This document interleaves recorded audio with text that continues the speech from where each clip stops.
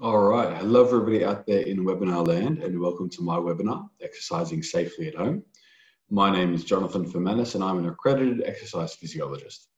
In today's webinar, we're going to be discussing some of the important considerations behind exercising at home and how to ensure you're ready to start your exercise journey in a comfortable setting. We'll be running through obtaining medical clearance, some of the precautions and considerations of exercise, how to create a safe and comfortable exercise space, some of the types of exercise and equipment that you can use, the National Physical Activity Guidelines, and the recommended dosages of exercise for people who live with diabetes. Well, first things first, well done on taking the first step in improving your lifestyle and commencing exercise. The beauty of exercising at home is that it can be done at any time in a comfortable environment. But before you dive in, it's essential to establish whether or not exercise is suitable for you and what kind of exercises you can perform safely. In light of this, there are a lot of different questions that can give you an idea. And these are whether or not you have any pre-existing injuries or diabetes-related complications which may impact your ability to exercise. If you've experienced a hypo before, as exercise can result in variations in blood glucose, and a hypo is a serious consideration, which is part of it. Do you experience recurring hypos, as if you're experiencing them frequently, then it may not be suitable for you to complete unsupervised exercise. Are you taking glucose-lowering medications, as combining this with exercise can increase the risk of a hypo? Have you completed unsupervised exercise before, as being comfortable to exercise without close supervision is essential to minimize the risk of injury? And are there any other aspects of your health that you think may prevent you from safely completing exercise? There are a variety of factors that can influence your capability to complete exercise, and it's essential to understand that before commencing. Overall, the key step before starting any form of exercise is to obtain medical clearance first. Now let's take a look at some of the cutoff criteria for exercise, and this can include, but is not necessarily limited to, unstable diabetes or a HbA1c reading above 11%, asymptomatic or silent hypoglycemia, which is where you don't really see the traditional signs or symptoms of hypoglycemia. It may also include recurring hypoglycemia as well, as discussed earlier. Significant diabetes-related complications, for example, peripheral neuropathy. Some more severe unrelated complications like respiratory illness, unstable angina, neurological conditions, maybe any musculoskeletal injuries that may show themselves more so in exercise, particularly when there is an increased response for your cardiovascular and muscular systems, or uncontrolled blood pressure where the risk of a cardiac event is increased. Once again, the bottom line before commencing any exercise is to obtain medical clearance first. This is always important, but even more so when you're at home, where the context of exercise is completely different to that of a supervised setting. So, how exactly can you obtain medical clearance? First and foremost, the best person to speak to is your GP. They have the best understanding of your current health and your medical history and can provide information on whether or not exercise is suitable for you. You may wish to speak with your endocrinologist or diabetes specialist to obtain medical clearance here as well.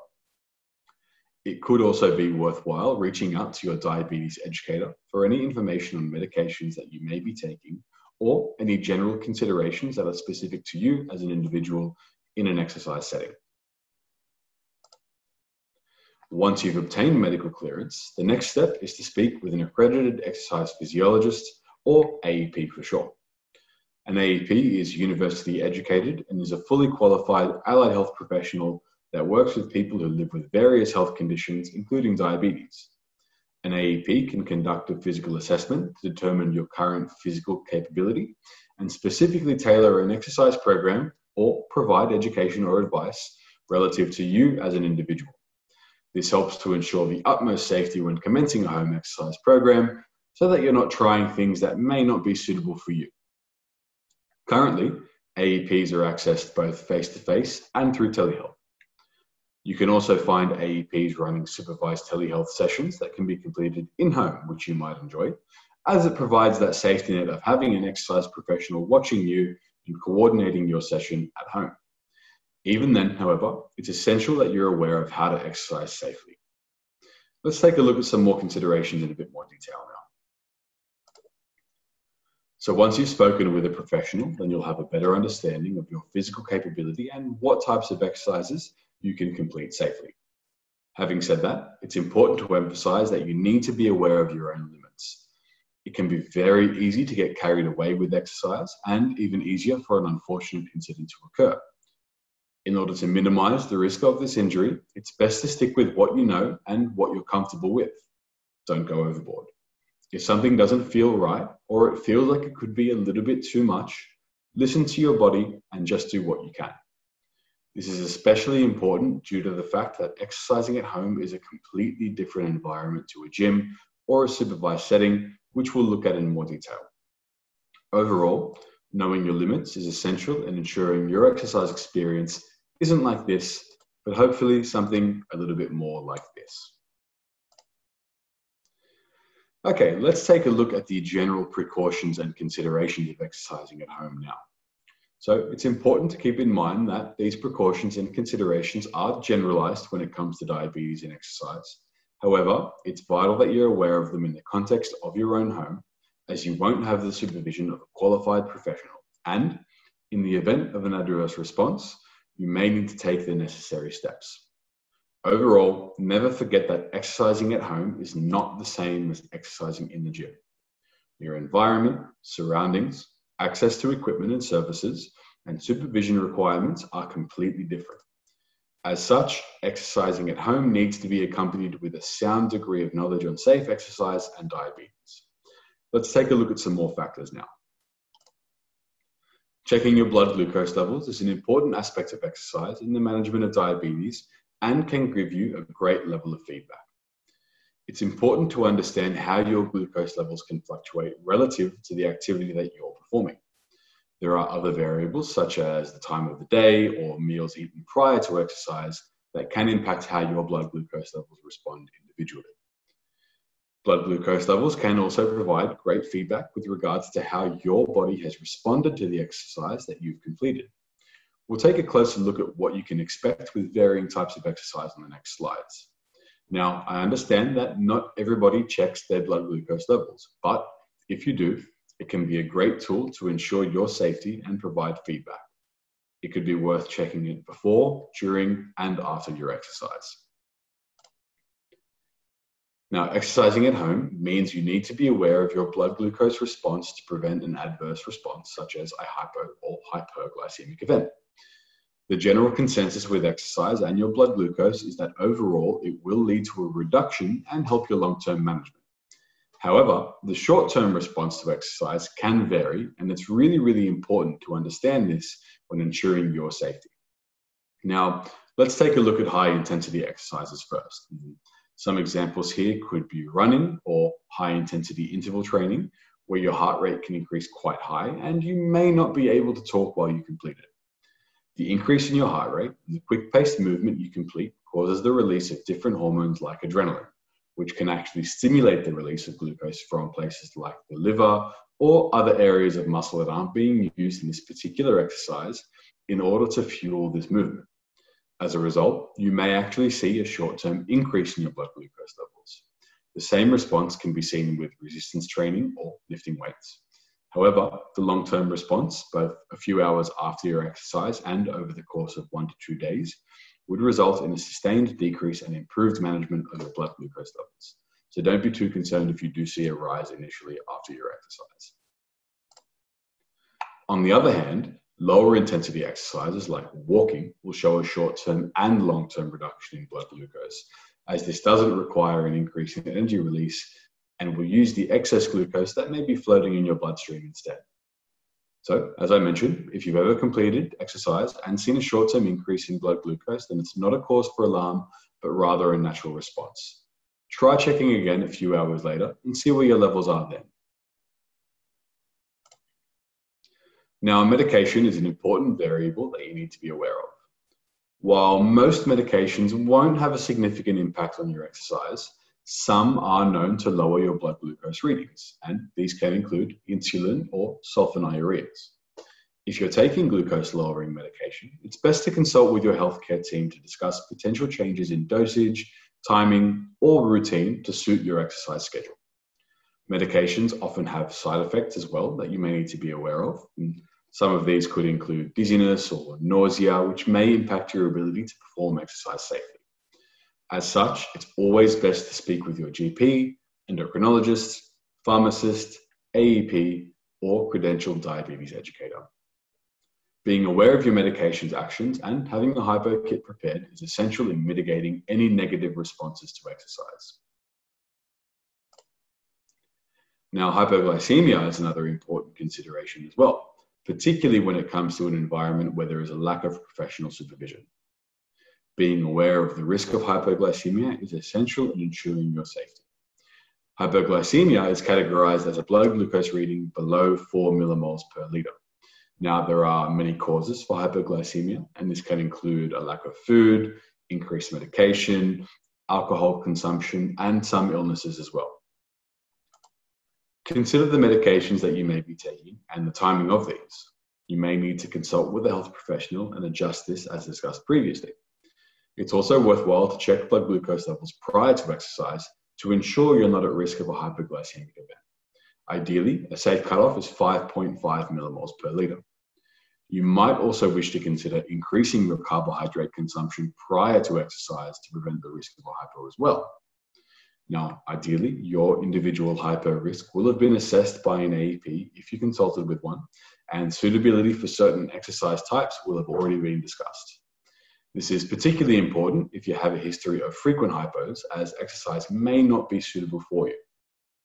It's very important to prepare for a hypo and have appropriate food and drink on hand in case you need a quick fix of glucose.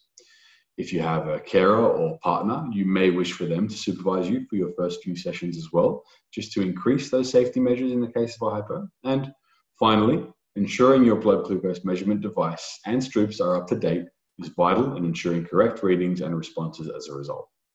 Now, of course, there's much to consider with regards to hypoglycemia, and as such, preparation here is essential. Now, living with diabetes can often come with complications to your health that can make many aspects of living challenging, and in particular exercise.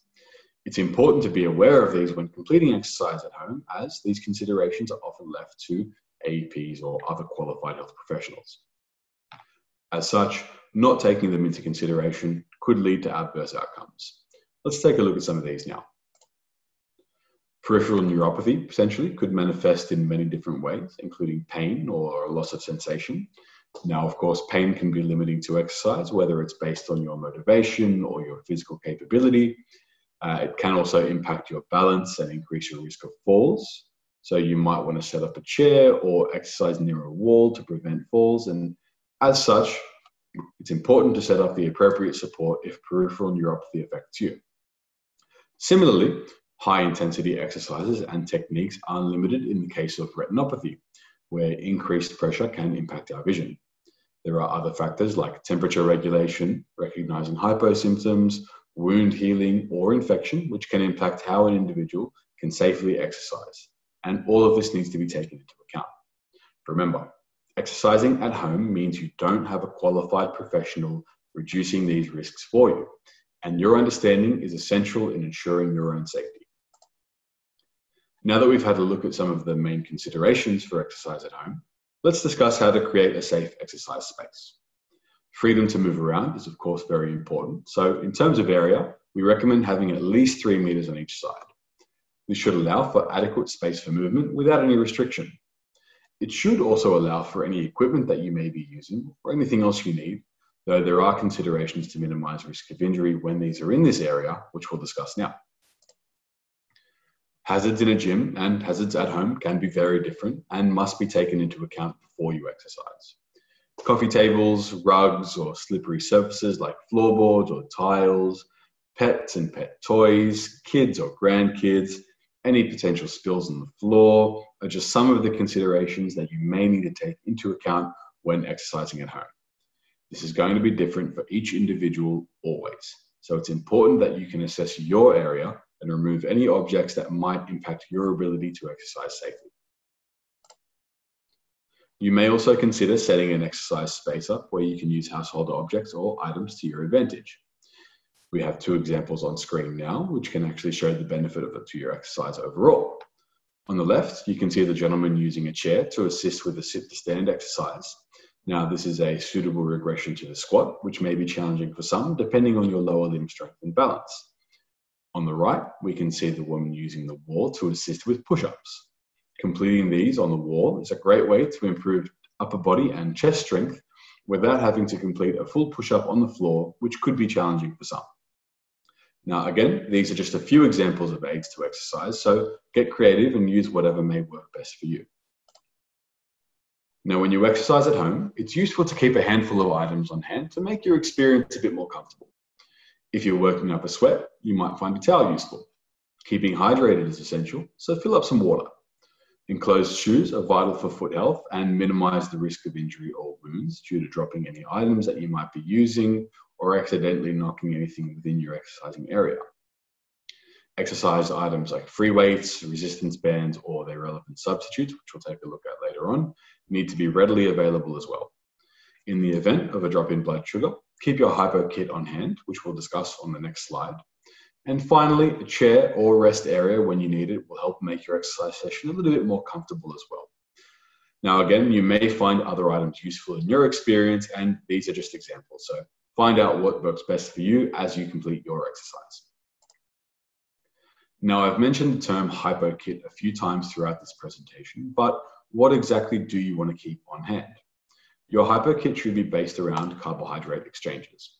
One carbohydrate exchange is the equivalent of 15 grams of carbohydrates. Now that we know this, your Hypo Kit should include 1 to 2 exchanges of fast-acting carbohydrates like fruit juice or jelly beans, and 1 to 2 exchanges of slow-acting carbohydrates like a slice of bread or a glass of milk or potentially a small tub of yogurt. Keep these on hand and check your blood glucose consistently throughout your exercise sessions. If you can see your blood glucose dropping below 5.5 or below 4, ingest slow or fast-acting carbs respectively. One of the great things about exercising at home is that you can use your creativity and imagination and turn everyday household items into exercise equipment. As we mentioned earlier, chairs can be great for support when completing lower limb exercises. A towel could be a great substitute for a resistance band if you're completing flexibility exercises.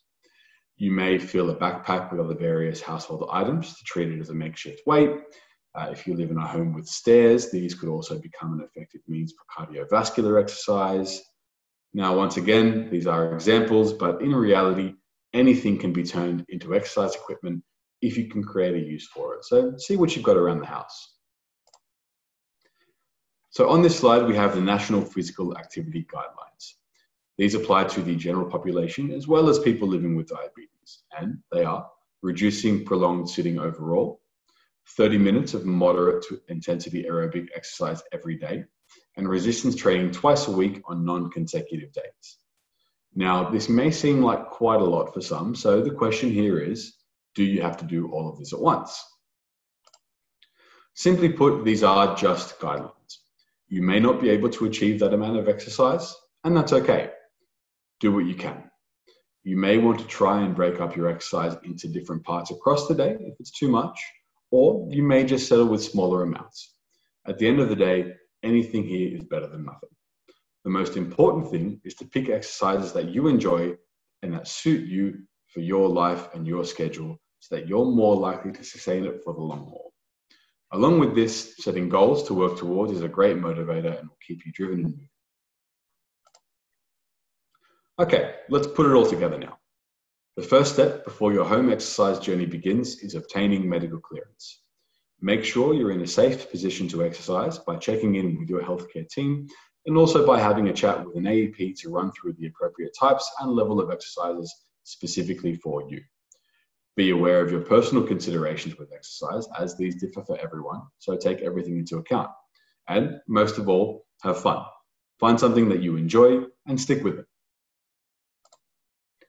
All right, now that you're well equipped to start exercising at home, I'd recommend following this up with our next webinar, Easy Home Exercises.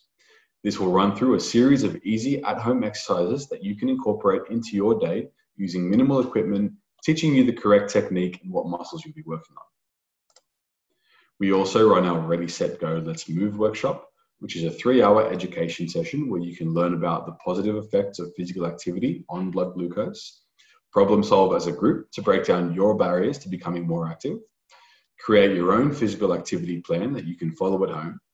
You'll also receive an at-home resistance training booklet, and you'll be leaving ready to reach your own physical activity goals, no matter what stage you're currently at.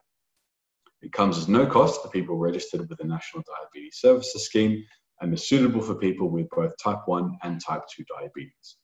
You can find more information on the NDSS website on the link on the screen. Now, it must be said that this is a theoretical workshop, which means there is no practical demonstration of exercises here. If you feel that you are ready to start an exercise program, then it could be worthwhile checking out the Beat It program. This is an 8-week physical activity and lifestyle program involving one-on-one consultations with an AEP, as well as weekly exercise and education sessions and home exercise resources. It's also available at no cost to NDSS registrants, and it's being delivered both face-to-face and online. Call the helpline on 1-800-637-700 or check out the website at ndss.com.au to find out more. For further support and information, you can reach us on our helpline at 1-800-637-700, where you can speak with a health professional for diabetes prevention and management advice. You can find more information, including fact sheets and programs, at our website, ndss.com.au. Finally, you can find an AEP through Exercise and Sport Science Australia at essa.org.au. Thank you very much for tuning into this webinar today, and I really do hope that you're feeling a little bit more equipped to start your exercising at home journey. If you do have any questions, please don't hesitate to call the NDSS helpline on 1-800-637-700. Thank you so much and have a wonderful day.